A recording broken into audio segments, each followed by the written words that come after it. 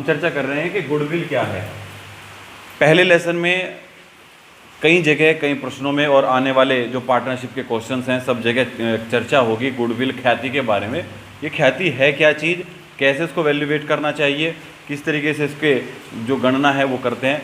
गणना करने से पहले, कैलकुलेशन और वैल्यूएशन से पहले हम लोगों को पता होना चाहिए कि ख्याति वास्तव में है क्या। देखिए एक एग्जाम्पल से समझते हैं कि ख्याति क्या चीज़ है। एक बाजार है, उसे कहीं का भी बाजार मान लें, आप अपने चिल्काना का बाजार मान लें। वहाँ उस बाजार में एक बहुत प्रसिद्ध बड़े दुकानदार हैं जिनकी सालों से दुकान चल रही है, कई साल से वो कारोबार कर रहे हैं और उन दुकानदार का नाम है ए। एक सज्जन है जो दुकान चला रहे हैं, सालों से दुकान चला रहे हैं, तो जाहिर सी बात है जो कारोबारी सालों से दुकान चला रहा है, कई साल से स्थापित है, तो उस आदमी के बहुत से परिचित भी हो गए होंगे, उसके लगे बंदे ग्राहक भी हो गए होंगे। बहुत से ग्राहक ऐसे होंगे जो केवल उसके नाम से आते हैं कि भाई फला आदमी की दुकान पर जाना है, ए की दुकान पर जाना है, उसकी दुकान बहुत अच्छी है, बहुत बढ़िया है। तो इसकी जो सेल है वो वास्तव में ज़्यादा है, क्योंकि जब उसके पास ग्राहक ज़्यादा हैं तो उसकी सेल भी ज़्यादा होगी। वहीं उसी के बराबर में एक और दुकानदार हैं जिनकी वही दुकान है, लेकिन उनकी दुकान खुले हुए अभी 4-5 साल ही हुए हैं। तो ये सज्जन हैं बी, जिनकी दुकान अभी कुछ ही साल पहले खुली है। तो जाहिर सी बात है इसका नाम अभी उतना प्रसिद्ध नहीं हुआ जितना कि उस पुराने दुकानदार का नाम है, वो ज़्यादा प्रसिद्ध और ज़्यादा फेमस है। वहीं एक और दुकान वाला है जिसने दुकान अभी पिछले साल ही खोली है, सी। इस आदमी को कम जानते होंगे, इसकी बिक्री भी कम है और ये बाज़ार में ए की अपेक्षा स्थापित भी कम है, लोगों बाग जो परिचय है वो इसकी अपेक्षा कम है।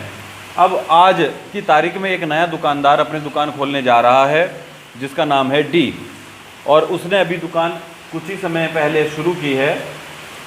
इसको लोग जानते भी कम हैं, इसका परिचय भी कम है, लगे बंधे ग्राहक भी इसके पास नहीं है।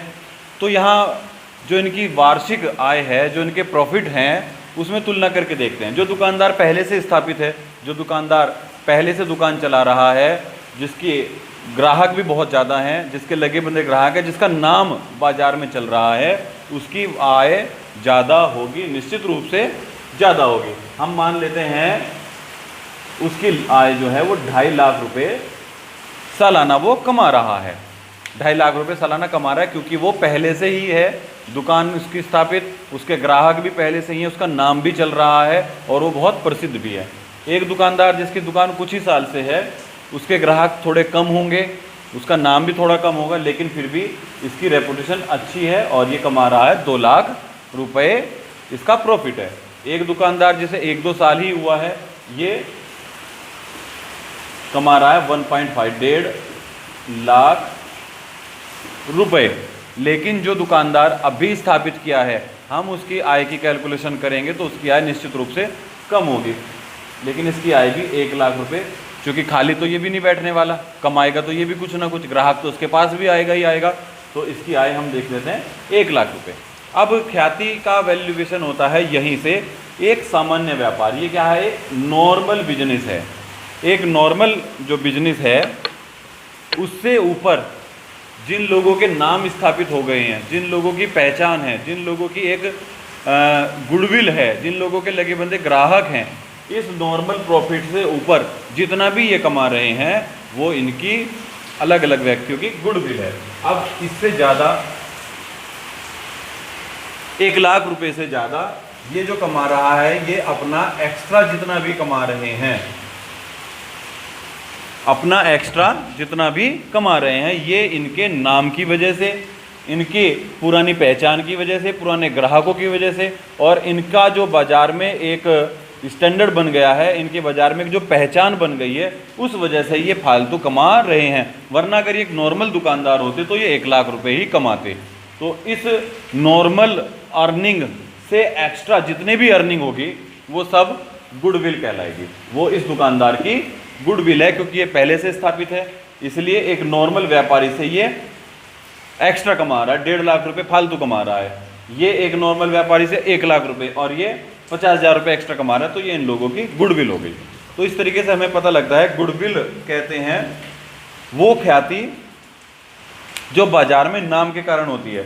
संक्षेप में, ख्याति व्यापार का वह लाभ है जिसे कोई फर्म अपने नाम या व्यापारिक संबंधों के फलस्वरूप प्राप्त करती है, जिसे वह अपने सद्व्यवहार, उत्तम माल और सेवाओं के द्वारा उत्पन्न करती है। अब ये जो एक्स्ट्रा कमा रहे हैं, इनका माल भी बढ़िया होगा, इनकी जान पहचान भी बढ़िया होगी, इनका व्यवहार भी अच्छा होगा, और इनकी दुकान पहले से स्थापित है। ग्राहक अगर बाजार में आता है तो उनके नाम से जाता है कि भाई वो दुकान 10 साल से वहाँ पर है, तो एकदम से ग्राहक ज़्यादा से ज़्यादा उसके पास पहुँचते हैं। और जिसकी दुकान ही बिल्कुल नई नई है, उसके बारे में तो अभी प्रचार होने में समय लगेगा, इसलिए इसकी ख्याति, गुडविल कम होगी, और जो पुराने स्थापित दुकानदार हैं उनकी ख्याति ज़्यादा होगी। ये ख्याति चलती है उनके नाम से, उनकी रेपुटेशन से चलती है। ख्याति को देखा नहीं जा सकता। ख्याति एक एसेट्स है, एक संपत्ति है। जैसे सभी संपत्तियां लाभ अर्जन करने में हमारी मदद करती हैं, उसी तरीके से ख्याति भी लाभ अर्जन करने में हमारी मदद करती है। ख्याति के वैल्यूएशन की बात आती है इसके बाद। यहाँ तो हमने देख लिया कि ख्याति, गुडविल है क्या चीज़। अगली बात आती है वैल्यूएशन ऑफ गुडविल। गुडविल की वैल्यूएशन कैसे निकालें। गुडविल के बारे में अभी जो मैंने आपको बताया था, वहाँ से हमें देख करके पता चला कि पिछले कुछ सालों में जो व्यापार हमारा चला है उसके आधार पर गुडविल निकलती है। जैसे हमने आपको ग्राफ में बताया था कि जिस दुकान को चलते हुए कई साल हो गए हैं उसकी गुडविल ज़्यादा होगी, जिस दुकान को चलते हुए अभी से मुश्किल से कुछ महीने हुए हैं उसकी गुडविल इतनी नहीं होगी या शून्य ही होगी। तो गुडविल का मतलब है कि पहले पुराने सालों में जो हम लोगों ने लाभ अर्जित किए हैं, हम उम्मीद करते हैं कि आगे आने वाले वर्षों में भी हमें इतने ही लाभ होंगे, इससे हम गुडविल की वैल्यूएशन निकालते हैं। तो गुडविल निकालने का सबसे जो पहला तरीका है वो एवरेज प्रॉफिट मेथड है। एवरेज प्रॉफिट मेथड का मतलब होता है कि पिछले कुछ सालों के प्रॉफिट हम लोग उठा करके देखते हैं कि हमारी फर्म को पिछले कुछ सालों में कितना कितना लाभ हुआ है, उससे हम औसत निकाल करके देख लेंगे और ये मान करके चलेंगे कि आने वाले वर्षों में भी हमें लगभग इतना ही लाभ होगा। जैसे एक फर्म है, इनको 2010, 2011, 12 और 13, 14 में कुछ लाभ हुए। पहले साल इनको 10,000 का लाभ हुआ, फिर 12,000 का लाभ हुआ, फिर 15,000 का लाभ हुआ, फिर एक साल आकर के कुछ थोड़ा कम हुआ और फिर 10,000 का लाभ हुआ। तो ये एक फर्म है जिन्हें पिछले कुछ सालों में इस तरीके से लाभ हुए हैं। अब हम क्या काम करेंगे, जो गुडविल होती है वो भविष्य के लिए होती है कि भविष्य में भी हम लगभग इतना कमा लेंगे। तो हम देखते हैं कि पहले पुराने वर्षों में इस फर्म को औसत कितना लाभ हुआ है। औसत का मतलब होता है एवरेज कितना लाभ हुआ है। ये पिछले 5 सालों का हमारे पास लाभ आ गया है और हम इस लाभ को जोड़ करके 5 से डिवाइड कर देंगे। 5 साल दिए ना, तो हमारे पास आ जाएगा औसत एवरेज प्रॉफिट।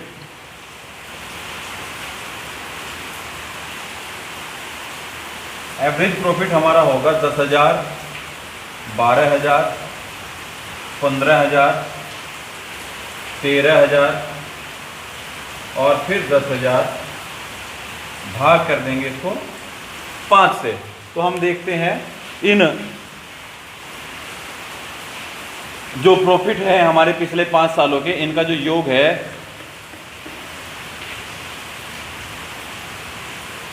60,000 रुपये हमारा औसत आता है और 5 से इसको भाग करने पर 12,000 एवरेज प्रॉफिट आता है।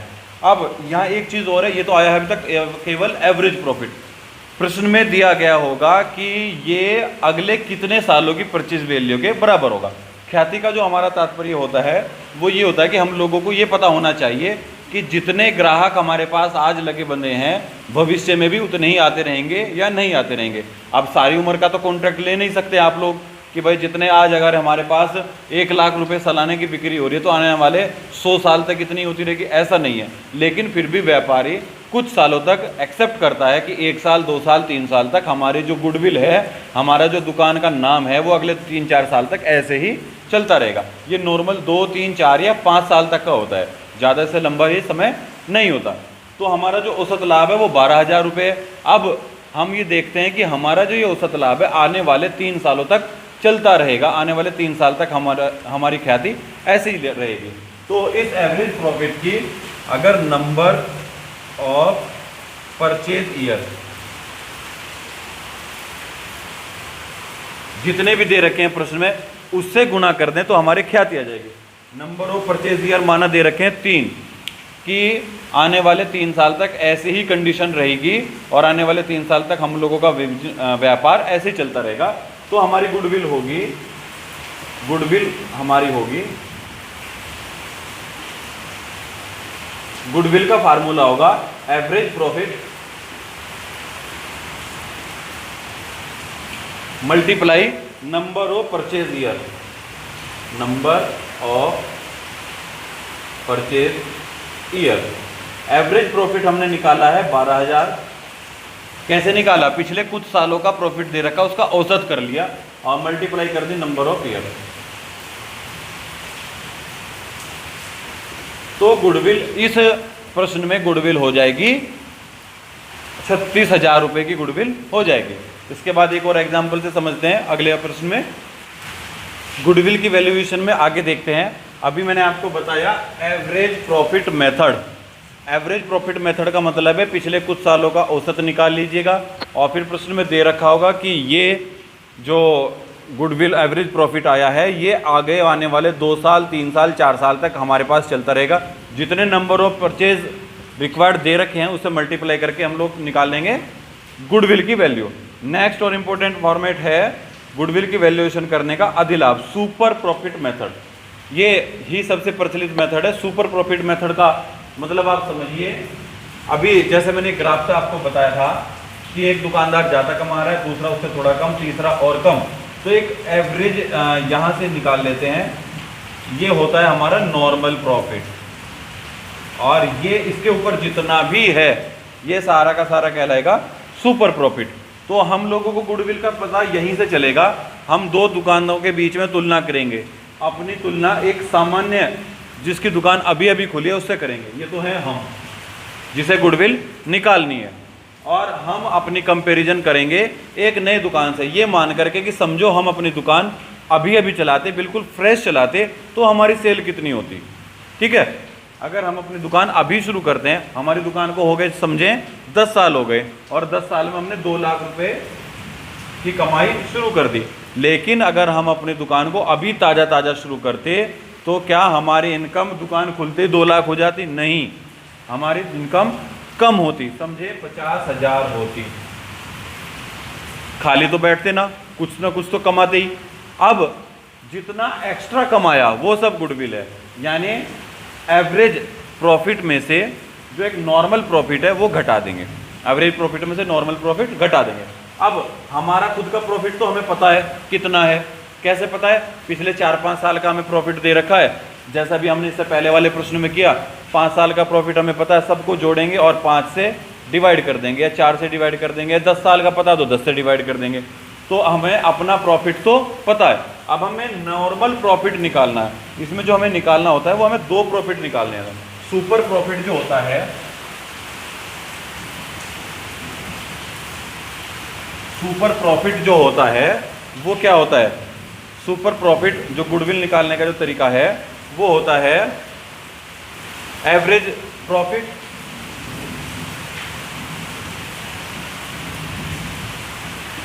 जो कि हमारा है माइनस नॉर्मल प्रॉफिट।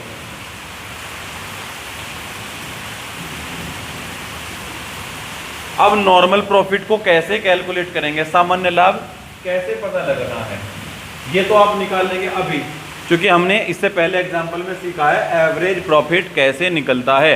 पिछले कुछ साल का प्रॉफिट हमें दिया होगा, हम उसका औसत निकाल लेंगे, या प्रश्न में दे ही रखा होगा कि औसत लाभ इतना है। मेन बात आती है नॉर्मल प्रॉफिट कैसे निकालें।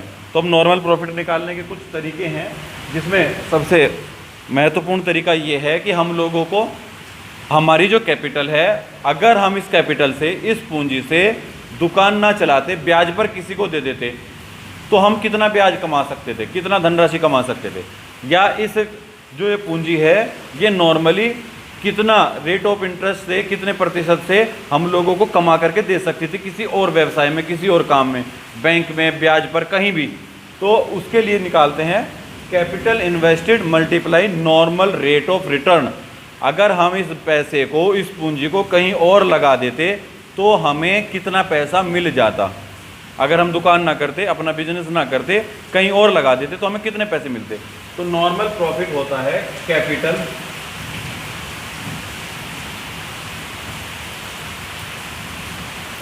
कैपिटल इन्वेस्टेड, जितनी कैपिटल हमने अपने व्यापार में लगा रखी है, मल्टीप्लाई प्रतिशत अपॉन 100। प्रतिशत, परसेंटेज का मतलब है रेट ऑफ रिटर्न। अगर इस पैसे को हम कहीं और लगाते तो हमें कितना पैसा मिलता, इस प्रतिशत का मतलब है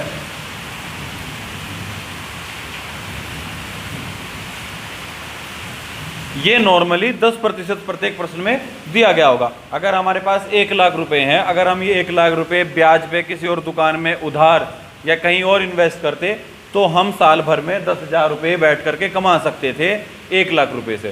तो ये हमने निकाली अपनी कैपिटल इन्वेस्ट, हमने कितना पैसा इस अपने व्यापार में लगा रखा है, गुणा 10% बटे 100। इस तरीके से हम निकालेंगे नॉर्मल प्रॉफिट।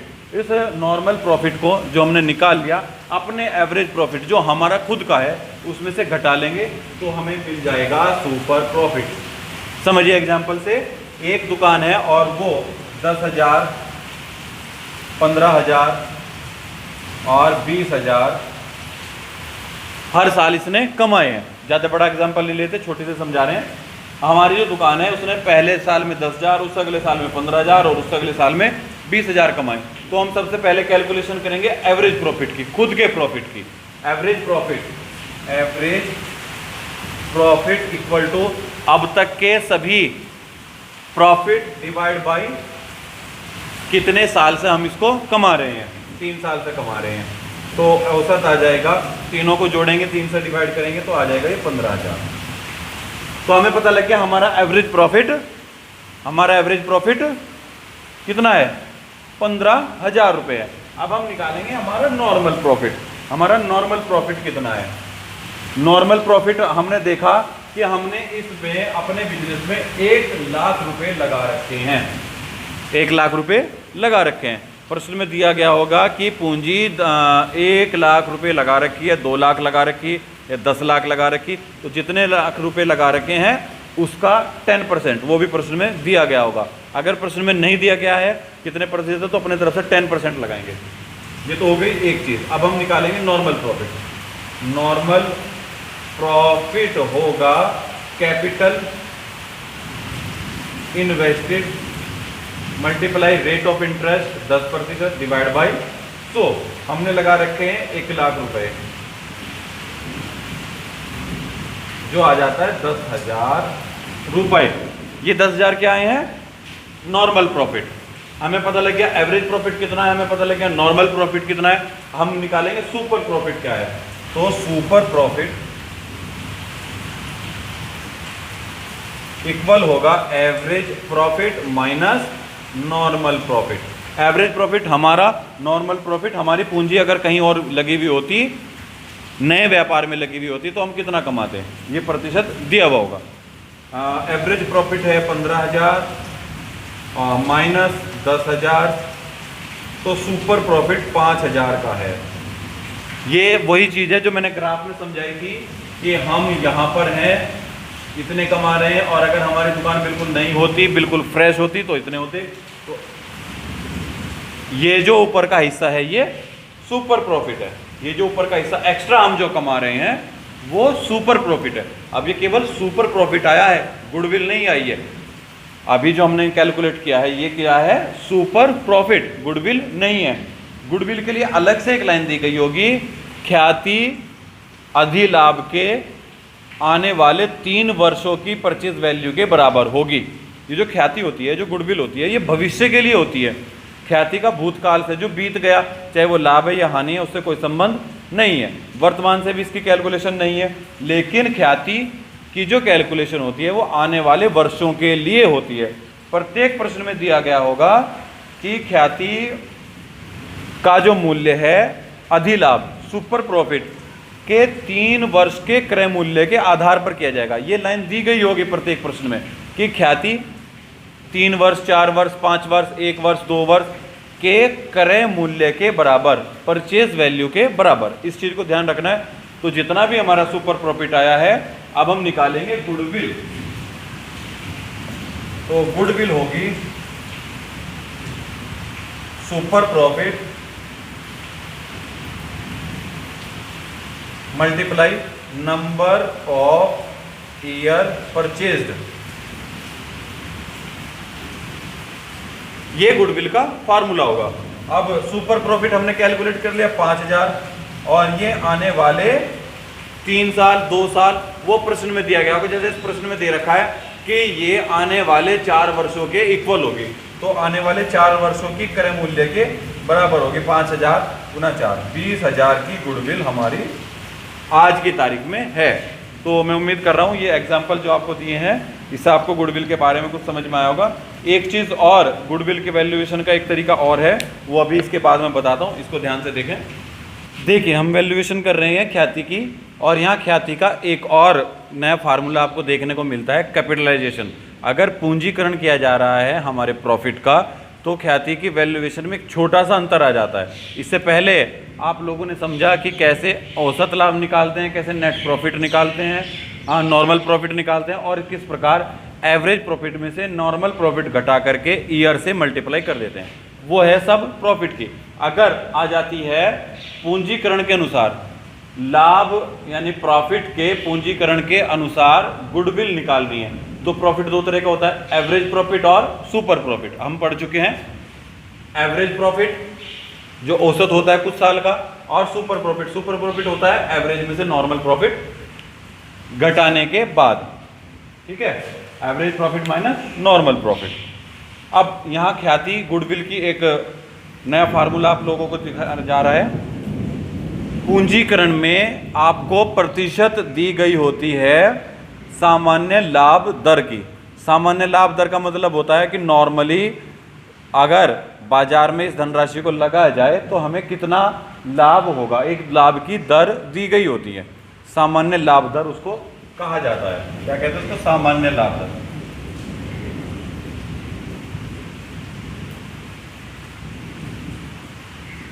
तो गुडविल होगी सुपर प्रॉफिट या एवरेज प्रॉफिट,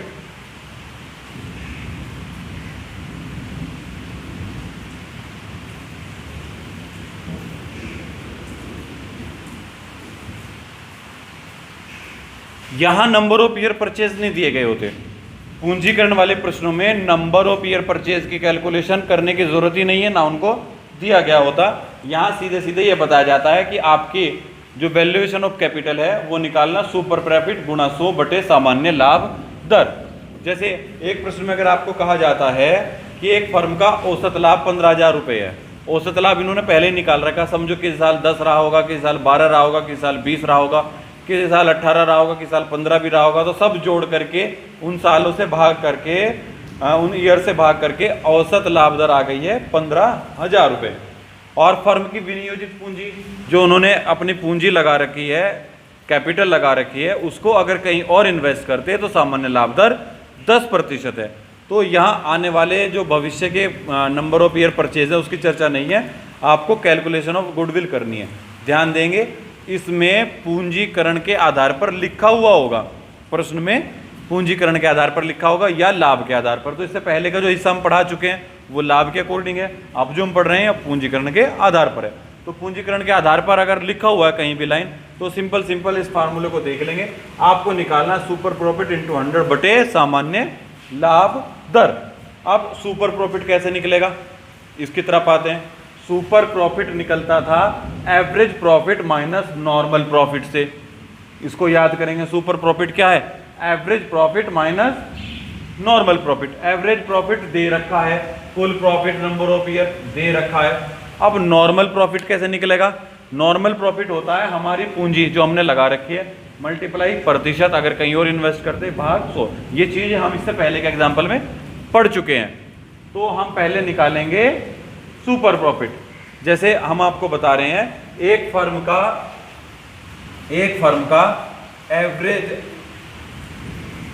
एवरेज प्रॉफिट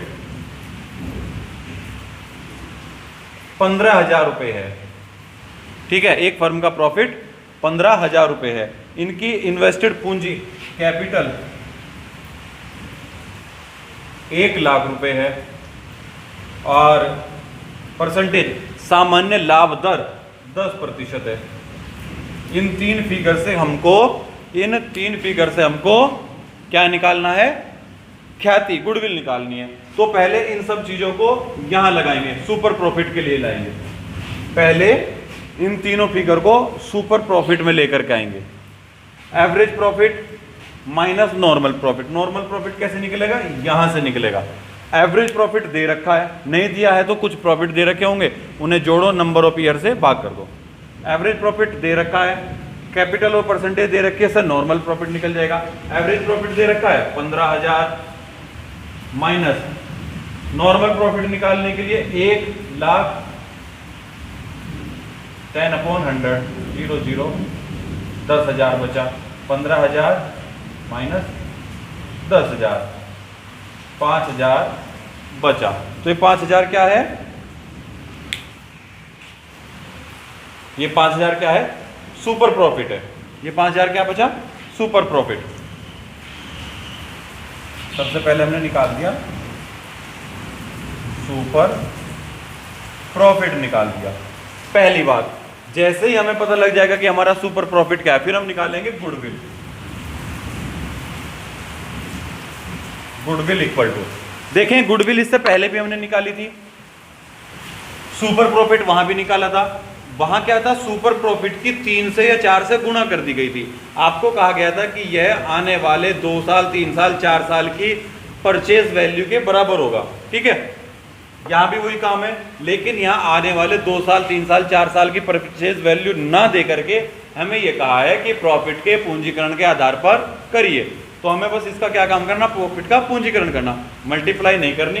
तो प्रॉफिट के पूंजीकरण का फार्मूला होता है ये सुपर प्रॉफिट जो हमने अभी अभी निकाला है, मल्टीप्लाई 100 डिवाइड बाई 10 सामान्य लाभ दर जो यहां भी प्रयोग हुई है अभी अभी, उसको बस यहां तो क्या था? गुणा 10 भाग 100 था, यहां उल्टा हो जाएगा, गुणा 100 भाग 10 हो जाएगा। तो गुडविल होगी super profit multiply 100 divide by सामान्य लाभ दर 10, ये 10% लिखा हुआ है। तो 5,000 डिवाइड 10 मल्टीप्लाई 10 50,000, ये 50,000 हो गई हमारी गुडविल की वैल्यू। तो इस तरीके से हम देखते हैं कि पूंजीकरण के आधार पर गुडविल निकालने का फार्मूला ये है। यहां एक आप चीज देखिएगा, मैंने एक चीज लिखी हुई है, पूंजी बराबर संपत्ति माइनस दायित्व। कई बार प्रश्नों में ये चीज नहीं दी हुई होती है। ये आपको 3 चीजों की तो जरूरत है गुडविल निकालने के लिए, एवरेज प्रॉफिट की, कैपिटल की, रेट ऑफ इंटरेस्ट की। समझे? एवरेज प्रॉफिट में क्या घुमा सकता है? पिछले 4 साल के दे सकता है, इतना इतना इतना इतना। आपको क्या काम करना है? चारों को जोड़ना है और डिवाइड बाई 4 कर देना।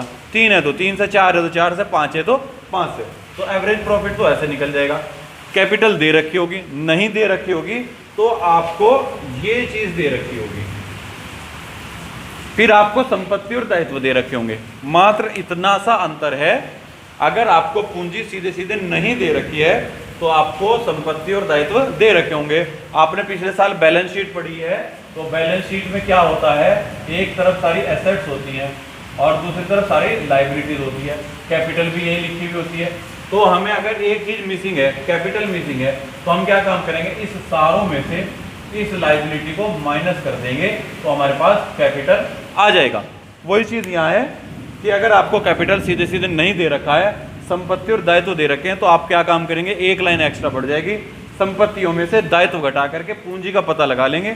जैसे पूंजी पता लगती है, हमें केवल 3 चीजों की जरूरत है, एवरेज प्रॉफिट की, कैपिटल की और परसेंटेज की। मात्र इन 3 चीजों की जरूरत है और हमारे पास गुडविल आ जाएगी।